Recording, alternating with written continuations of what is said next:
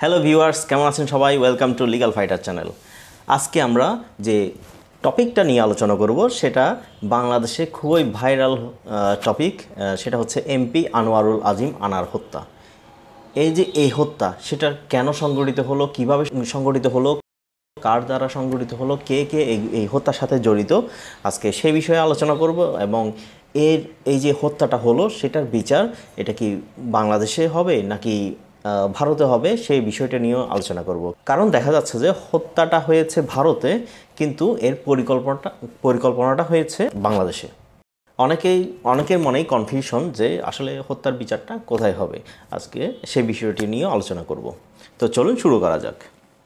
MP Anwarul Azim আনার ঝিনাইদহ 4 আসনের MP. 2014 সাল থেকে তিনি পরপর 3 বার ঝিনাইদহ 4 আসনের সংসদ সদস্য নির্বাচিত হন। 1992 সালে আনোয়ারুল আজিম বিএনপি নেতা হিসেবে কাউন্সিলর নির্বাচিত হন।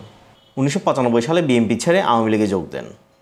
1996 সালে আওয়ামী লীগ সরকার গঠন করলে তিনি এলাকায় আওয়ামী লীগের রাজনীতিতে সক্রিয় হন। 2001 সালে বিএনপি জামাত জোট সরকার ক্ষমতায় এলে আনোয়ারুল আজিম ভারতে চলে যান।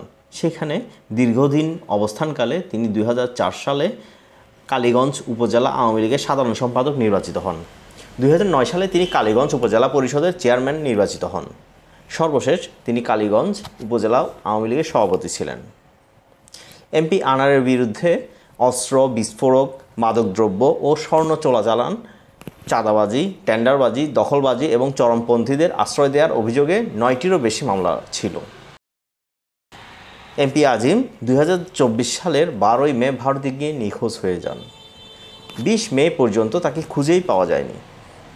22 মে সকালে কলকাতার নিউ টাউনের অভিজাত আবাসন সঞ্জীবা গার্ডেন থেকে তার শরীরের কিছু অংশ উদ্ধার হয়। তদন্তকারী কর্মকর্তাদের তথ্য মতে 13ই মে নিউ টাউনের সেই বাড়িটিতেই তাকে বালিশ চাপা দিয়ে শ্বাসরোধ করে হত্যা করা হয়। পরে লাশ কেটে টুকরো টুকরো করে ট্রলি ব্যাগের মাধ্যমে অজ্ঞাত স্থানে নিয়ে ফেলে দেয়। তার হত্যার সাথে শিলাস্তি রহমান নামে এক মেয়ের নাম জড়িয়ে আছে। এই শিলাস্তি রহমান কি খুনের সাথে সরাসরি জড়িত ছিলেন নাকি পরোক্ষভাবে সাহায্য করেছিলেন, সেই বিষয়টি নিয়ে এখনও ধোঁয়াশা রয়েছে। ঢাকা মহানগর গোয়েন্দা পুলিশের ওয়ারি বিভাগ আলোচিত এই হত্যাকাণ্ডের রহস্য উন্মোচন করেছে। তদন্ত করে জানা যায়, স্বর্ণ চোরাচালান নিয়ে দ্বন্দ্ব অথবা চরমপন্থীদের রোষের শিকারে পরিণত হওয়ার কারণে তাকে হত্যা করা হয়।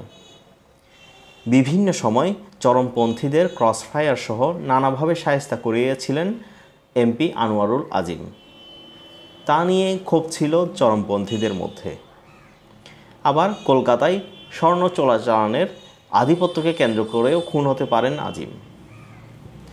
তার জন্য স্বর্ণ চোরাচালানের নিয়ন্ত্রণ নিতে পারছিলেন না তারই ছোটবেলার বন্ধু শাহিন। তাই কলকাতায় স্বর্ণ চোরাচালানের আধিপত্য নিয়েই এমপিকে হত্যা করায় শাহিন। পুলিশের তথ্য মতে শাহিন তার বন্ধু এমপি আনারের কাছে 50 কোটি টাকা পেত।